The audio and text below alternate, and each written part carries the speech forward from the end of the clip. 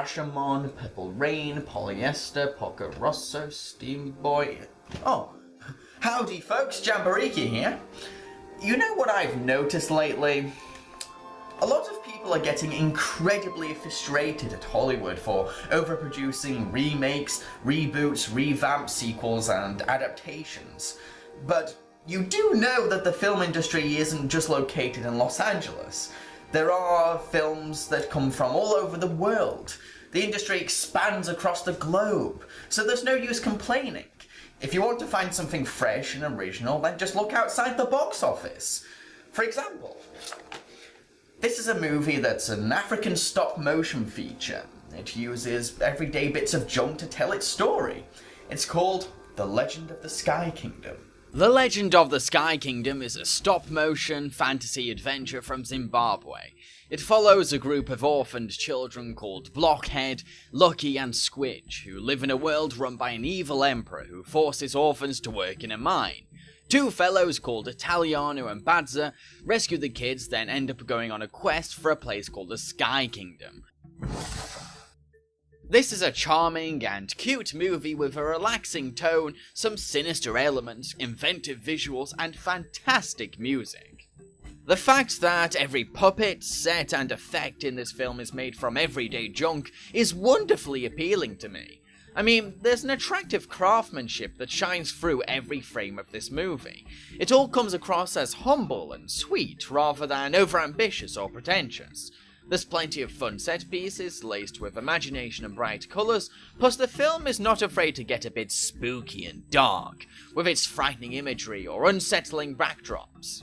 However, there are a few things that let this movie down, unfortunately. First of all, we are constantly assured that these orphans are protected by the ominous presence of the Sky King and his son, Ariel. This means that every time the kids are in trouble, then they'll most likely be saved by the royal gods watching over them.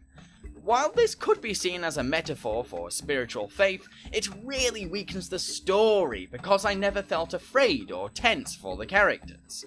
I wasn't worried for their lives because, well, they have a safety net to fall back on. This makes the action and conflicts less exciting or less intimidating, because I know that there's no real danger, which doesn't make for good storytelling. Second of all, the movie has a running message, which is seeing is believing. It's a decent message, but the film really hammers it in. It gets annoying hearing characters say it every 5 or 10 minutes. Plus, sometimes it's hard to even apply the message to what's going on. At some points, it seems irrelevant. In addition, the message almost contradicts the movie itself because, well, the Sky King never shows up. We get to hear him, but he never reveals his physical presence. So, if the film is encouraging me to believe in what I see, then how can I believe in the Sky King when I never get to see him? The third problem lies in the finale. Don't get me wrong, it's a decent climax with some imaginative conflicts, but you know how I said this film has a villain called the Evil Emperor?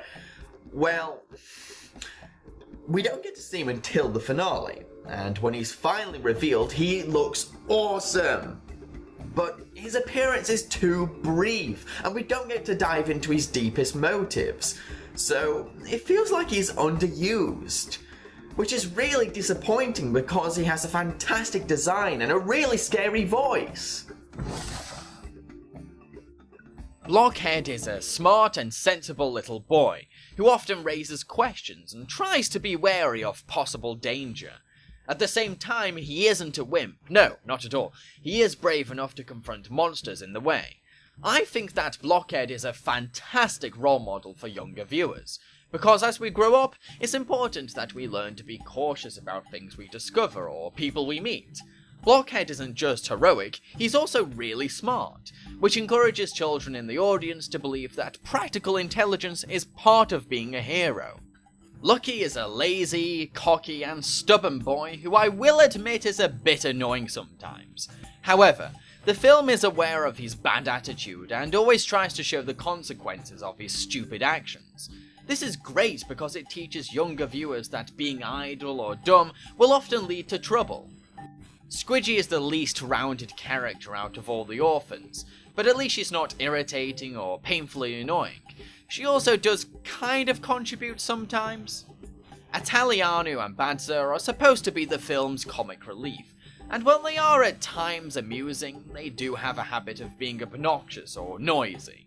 They're the chattiest characters in the film, so they may bug you from time to time. As I said before, this movie's puppets are handcrafted together with bits of junk. Every detail of these characters features a piece of discarded trash, and it's an incredibly charming design aesthetic, because you can feel a warmth to each and every puppet. The animation itself is pretty decent. I mean, it's not exactly extremely fluid or amazingly charismatic, but it's good for what it is. Body movements are readable, there's a lot of energy and personality in each puppet's actions, and nothing seems too clumsy or visually off-putting.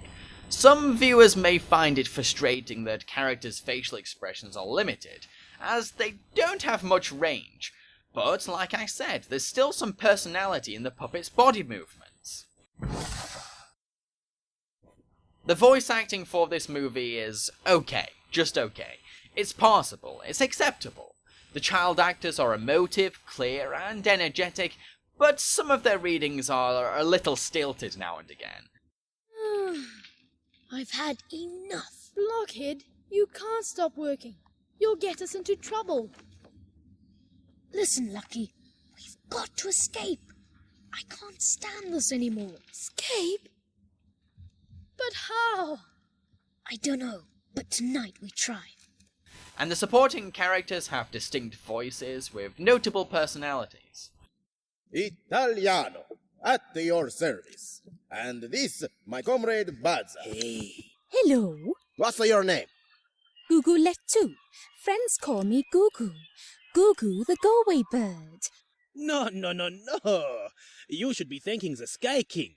The Sky King? Why him? Well, there is a huge battle raging over you children.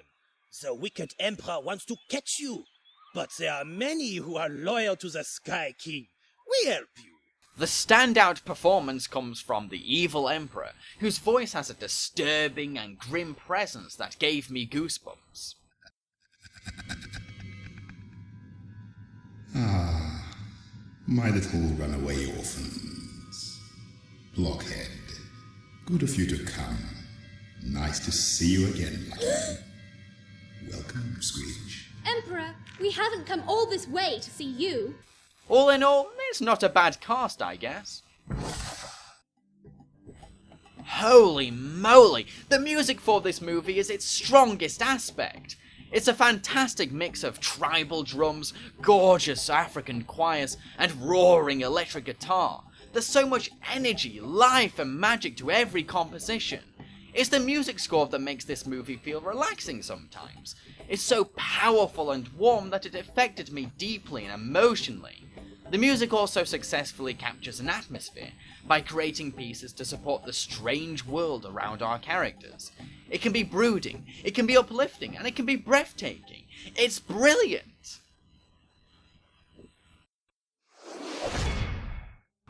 To conclude, this movie is very humble, sweet, and lovely. It has wonderful music, a fresh visual design, and a relaxing tone. Unfortunately, it's let down by certain elements in the script, like the message, which is hammered into the audience and feels very contradictory, the finale, which has an underused and underdeveloped villain, and the film feels a bit underwhelming now and again because we're constantly assured that these characters are protected by an ominous presence. So a lot of potential excitement and tension is lost, as we know that these characters can't be killed or hurt. It's still a good movie though, I definitely recommend it, and I'm going to give it 3 cloud stars out of 5. Now, if some of you are still wondering whether this film is your cup of tea, then consider this. If you enjoyed such titles as Abe's Odyssey or The Lion King, then you may get something out of The Legend of the Sky Kingdom. I've been Jambareeqi, and I hope you've enjoyed my review. Feel free to subscribe to my channel, and I encourage you to follow me on Facebook and Twitter. In the next episode, Tiny Robots, a movie that piggybacks on the success of WALL-E. I feel like this one's going to be painful. Cheerio, folks. Ugh.